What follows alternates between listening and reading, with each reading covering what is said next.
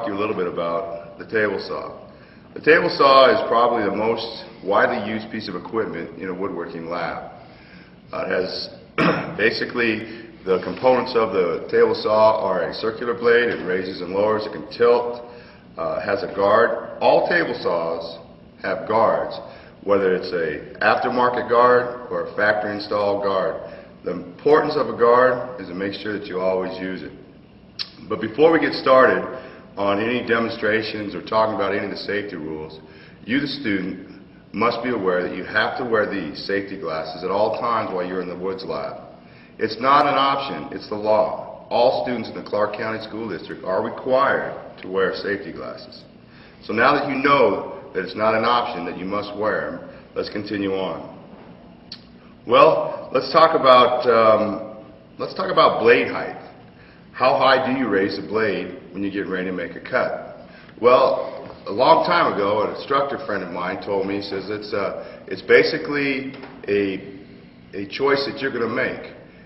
If you take the piece of lumber that you're going to cut and you raise the blade, say,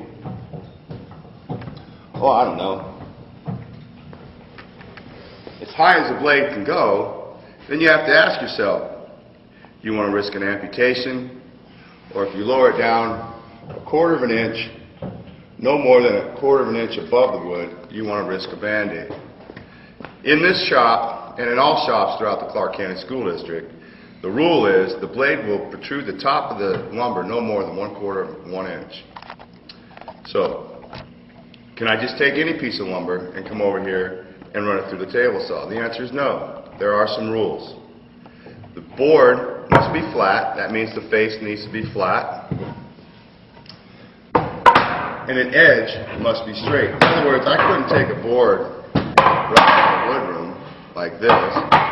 First of all, you can see it has a pretty mean little twist to it. The edge isn't straight. The face isn't flat. So if I put it up against an edge like the fence that is flat and straight, well, I'm going to run into problems as I come off the end of the fence because this piece of steel is perfectly straight and I'm going to bind this. Now, what happens if I bind it? I run the risk of a kickback. Well, how does that occur? Well, kickback usually occurs when the object that you are cutting comes away from the fence and goes over the back of the blade, and the blade is spinning in this direction. The teeth are always coming at you, so when the teeth come up from underneath the table and towards you, spinning in this motion, and the material is allowed to come off of the fence, well, what's going to happen if this comes off the fence? It's going to come up and throw it back in your face. That's why anytime you are using a table saw, whether it's in the Clark County School District or even in your garage, I recommend highly that you use a splitter. A splitter goes behind the blade and it keeps your it keeps your lumber tight between the fence and the splitter. In other words, it stops the lumber from coming over the back of the blade. Now, what is the margin of safety on a saw like this? Well, it's 4 inches. What's that mean? Well, that means that I cannot put my hands within 4 inches of this blade at any one time. That's the margin of safety. So, how can I rip a board, let's say, that's 1.5 inches wide if I can't put my hands within 4 inches of this blade? Well, that's when you have to use a push stick or a push shoe. Let's talk about that. This is a form of a push shoe. You can make up your own. Your own shop instructor might have different variances on this, but this is a push shoe. It has a wide surface.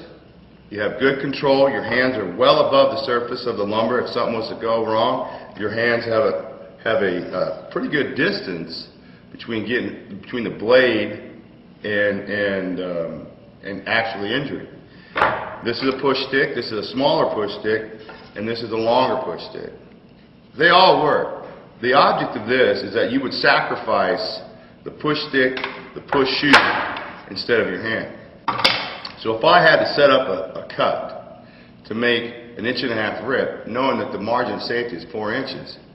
Well, I have to, first of all, make sure that my guard is in place, and second of all, I'd have to use a push stick.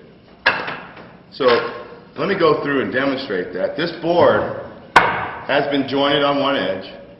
The face is flat, so this board is ready to be ripped to an 1.5 inches if I so desire. Now, let's say I wanted to make a strip that was, say, 3/4 of an inch wide. What could I do? Would it be smarter for me to set the fence to 3/4 of an inch? Probably not, depending on how wide my board is. If I had a board, say 6 inches, and I wanted to remove 3/4, odds are I should probably take off, set the fence to 5 1/4, and remove 3/4 of an inch. That way I have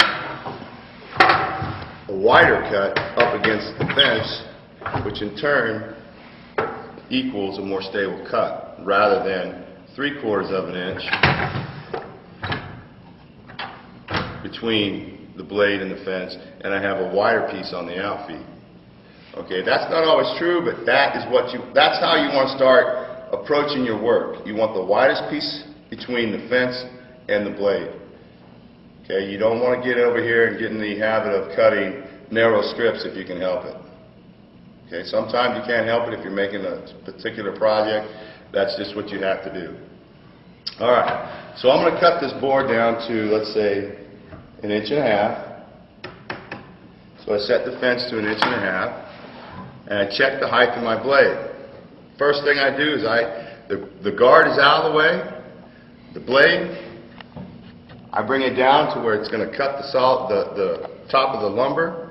I don't need it all the way up to the top. Now I'm also going to take this, with this particular brand of guard, I'm going to make sure that my hands can't slip underneath here. Okay, so I can lower this down. Now I'm positive now that my hand can't go underneath there. This is a brick guard. It's a very good guard. Not all shops have it. It doesn't matter. The guard that comes with the saw, make sure you use it no matter what brand it is. You must at all times make sure that you have a guard in place when you are using this power equipment. So you're going to take the lumber that you're about to cut and you're going to set it to the other side of the fence. So many times I see students take their lumber and they stick it right here and they want to turn on the saw. Now what's wrong with this scenario? Well, if somebody comes by and bumps you, this thing can automatically go into the blade and kick back and you don't even know what happened. You just turned on a saw. So if you take your lumber and put it to the other side of the blade, the other side of the fence, you are ensured that nothing is going to be in that blade when you turn on that motor. So we're going to go ahead and cover the blade. The blade is covered. I make sure that I have enough room to clear it with my push stick, and I do. You also want to make sure that anything or anyone behind you is clear. If there was to be a problem, a kickback, you want to make sure that there's not somebody behind you working. I have work zones that are clearly lined out on the floor, and I don't allow any students in those zones while somebody's here at the table saw. Okay? So that's an important thing to realize, is that as a student, give each other the room, unless you are tailing off for that student, which is something else that we can talk about. Don't crowd each other. Give each other their room. Okay? So, tailing off. What's that entail? Well, in Woods 1, and even up in the Furniture 1, I like to make sure that students tail off for each other. That is just another way of ensuring that the lumber stays tight to the fence, which helps to eliminate any type of kickback. Alright. What we're going to do is we're going to demonstrate actually taking a board and ripping it. Okay? Now before I come up to this saw and I demonstrate this to you, I'm going to talk about body stands. First of all, I'm not going to walk up to the saw apprehensive or intimidated by the saw. Yes, respect the saw, but do not get up here and be apprehensive about it. Come up here, put your left foot forward and plant it right here. Tilt your hips kind of like at a 45-degree angle, so if something was to happen, it gives you a clear passage for that board to go by you if you have a kickback. You do not want to walk up to this saw, get into a position where you're here, where your body is away from the blade. You don't have control of it. You're going to find yourself, if you're in this position, leaning into the saw. And if something was to happen, or you cut off your board, you finished ripping your board, you're going to run the risk of falling into the blade because you don't have that proper balance. Whereas when I'm here, I'm anchored against the saw. I'm like a tripod. I have one leg, the second leg, and my third leg. I can sit and I can bend without falling over. This way here, I could fall into the blade too easily. So make sure your left foot's forward. And also, another reason that I prefer students to get in this habit, if something was to go wrong, for say, you're sitting here, something goes wrong, you can find the cutoff or the power off without even letting go or without using your hands. Because your left leg is right there by that off switch.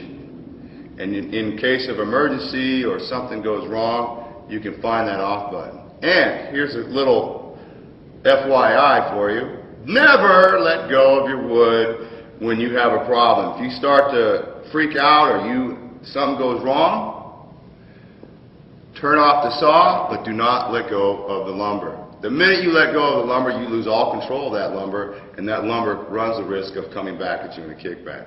Now let's go ahead and demonstrate that rip, and Mike is going to go ahead and tail off for me right now. You'll notice that I have my lumber on the side. My push stick is not way over here. I'm not going to be looking for it when I need it. It's right here. I turn on the saw. I bring the the lumber here. My left hip is here.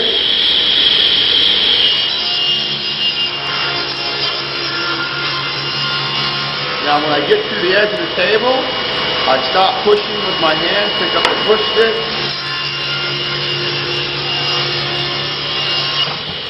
And I clear the blade. Now, a couple things happen there that you may or may not have been aware of. Number one, I didn't go so slow that the lumber was burning. Number two, I didn't go so fast that I stopped the motor from spinning. Mike, when he was tailing off during this operation, you notice he had his body to the side of the blade. He wasn't in front of it. He wasn't pulling or pushing. Okay? The only thing he had his hands on was the piece between the fence and the blade, and he was leapfrogging, if you will, over his hands. Now, another thing he did not do is he did not take the piece and run with it all the way out to here. I want you to see when students or anybody, if they do not leapfrog their hands and keep pressure right here, 4 inches away from the blade, right here, and they go along for a ride for whatever reason, that they get all of the, I guess they have all of the mechanical advantage, if you will, over that blade. I'm not pulling very hard, but you can see what I'm doing to that blade. Okay? All I have to do is this, and that's going to bind that blade, and I guarantee you the blade and the motor is going to win. So, very, very critical that you students get in the habit of leapfrogging. You'll also notice that when Mike was here, that he did not push on the waist side, if you will. He didn't push here, which would have bound the blade and caused it possibly to kick back, if you will, or just to heat up and produce a poor cut. He only concentrated on this piece. He didn't worry about the outfeed piece either, the cutoff. That was my job. His job is to tail off, and once the person or the student has cleared the blade, cleared the table, he clears the back side of this, and he or she does not worry about pulling the stock out of the blade. That's not their job. Okay? Now, some of the anatomy of this, of the saw, now that we've gone through and seen what it can do, this of course is called a rip fence. That's its name. It's very straight, it's flat. Okay? Couldn't take a board, like I said. You wouldn't want to take a board that didn't have a jointed edge or a flat face and put it up against here. You run the risk of binding the blade. You have our guard. This guard raises up and down, lowers. It's very, very versatile. It's an aftermarket guard. It can come off for special projects. If I want to put a cross-cutting sled on here or miter gauge, I could do that. This is the fence. This is the splitter. This is called the throat plate. Now let me ask you this. Do you think it'd be a wise idea for me to remove a throat plate and try and cut a piece of wood with the throat plate removed? Probably not a very good idea, because what would happen is this would go down inside the motor and I would have a big mess. Okay? So you never ever operate this machine with the throat plate removed.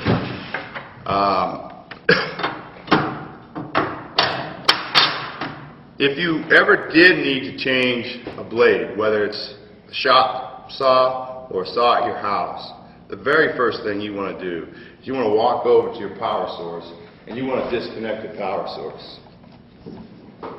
Simply, in here we have twist lock. We've disconnected.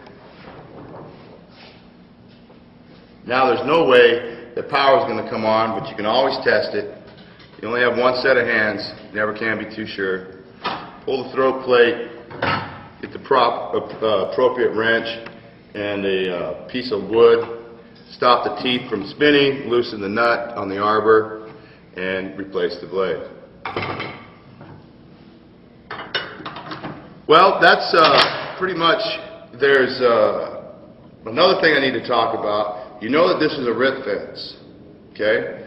What about a rip? What's that mean? Well, ripping means to cut with the grain. If you were to think of it like this, if you had looked at a piece of paper and you were to rip the paper lengthwise, you're ripping with the grain of the paper. That's what we're doing here. We're ripping with the grain of the lumber. When you cross cut, that means you are cutting across the grain. Okay? This saw, this table saw, will also cross cut besides rip, and it will bevel and miter depending on how you set this saw up. That's why there's a device called a miter gauge that fits into a slot.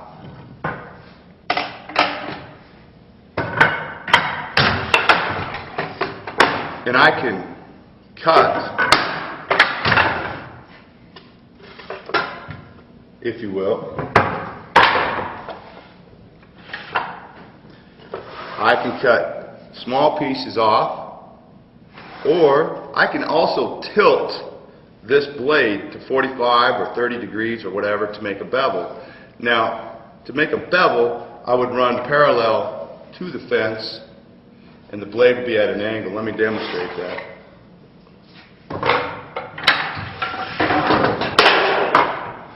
Oops.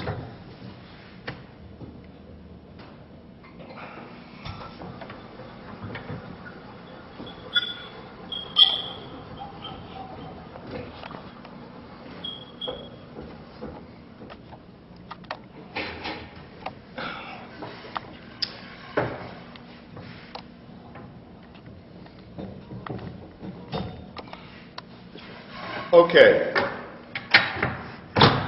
Now, let me move this so you can see this. If I was to run this down here along the length of this rip fence with the grain, I would create a bevel. Okay?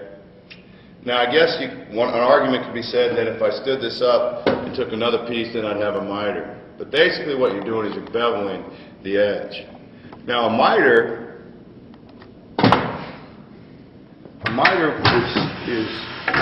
can be accomplished on the saw, like I said, by using the miter gauge, tilting the blade back to 90 degrees.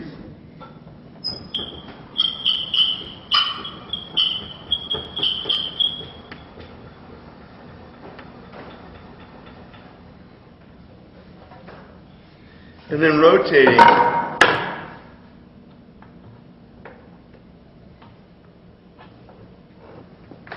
my stock, or my miter gauge, if you will, to 45 degrees and cutting along its face to make a miter. Now I'm limited, of course, on the height of the blade and the width of the stock, but on small pieces, for instance, if I wanted to make, say, a picture frame or a box or something, this is something that would be very, very easily accomplished simply by doing this. Now, note to all you students out there, anytime you're about to use this miter gauge, you need to check with your instructor. And so he or she can come over here and check your setup to make sure that, well, perhaps before you do this, you might need a stop block so you can get the same cut, same length. You also might want to incorporate a toggle clamp here to hold the piece so that your hands are nowhere near the blade during the operation. You can see that it would be a little bit difficult to have this guard on there and use a miter gauge. That's why you need to make sure that you check with your instructor before doing any type of special setups like this. I guess if you needed to, what you could do is modify the back fence of this, put a smaller fence on there, and if at all possible, use the guard, okay? You must get in that habit of trying to use the guard whenever possible. And if you can't, make sure your hands are out of that safety zone, that 4-inch safety zone. All right. Another thing that students are going to try and do that you may think that is okay is to cross-cut using the rip fence. Now I can use the miter gauge here, and I can make cuts using the rip fence as a stop, if you will. But what I do not want to do is I do not want to come in contact with this fence and this fence at the same time and then introduce it to this blade. I would have to have some sort of a stop block or a block that allows me to come off of the surface while I'm cutting. Notice I have a distance between my rip fence and the end of my board so that when I'm cutting, that I don't bind up between the rip fence and the blade. Now, what's the rule about size? Can I take a piece, go cut it 4 inches and go and use the rip saw? Absolutely not. There are limitations and there are safety rules. Safety rule states, no board less than 12 inches in length can be safely ripped using this saw. So what's that mean? That means that if you have pieces that are, say, you need 2 pieces that are 10 inches long, you'd better cut your board 20.5 inches long, rip it to the width you need, then go to the miter saw and cut it to the 10 inches or 11 inches or whatever. You do not want to cross-cut your pieces short and then come over here and rip them because you have a 12-inch length that you are mandated. You cannot go any shorter than, okay? So, and it's right here on top of the rip fence. If you ever say, well, is this 12 inches? Just put it right here and you can make sure, okay? Also, you don't ever want to do one of these numbers. If your board was 12 inches wide per se and 4 feet long, would it be a good idea to try and cross-cut this? Absolutely not. You would want to use a miter gauge, something, or a cross-cut sled, something that has the support of this piece of lumber and not just your hands trying to keep it tight to the fence. Now, believe it or not, some people think that they're so good on a table saw that they can walk up to a saw while it's spinning without using a fence and do one of these numbers. This is called freehand cutting, okay? That's not permitted ever, at any time, and will never ever be demonstrated by a shop instructor in this district. It's not a good idea, and it's just plain ridiculous to even think that you can hold something perfectly 90 degrees or steady throughout the whole cut freehand. You're asking for trouble. You'll get halfway through the cut, the saw will bind, you'll panic, and then it'll be flipped back up into your face. Well, I hope that answers most of your questions about the table saw. Remember, the margin of safety is 4 inches. No boards shorter than 12 inches long. Blade height, only 1/4 of an inch above the blade. So this one here would have to be lowered down.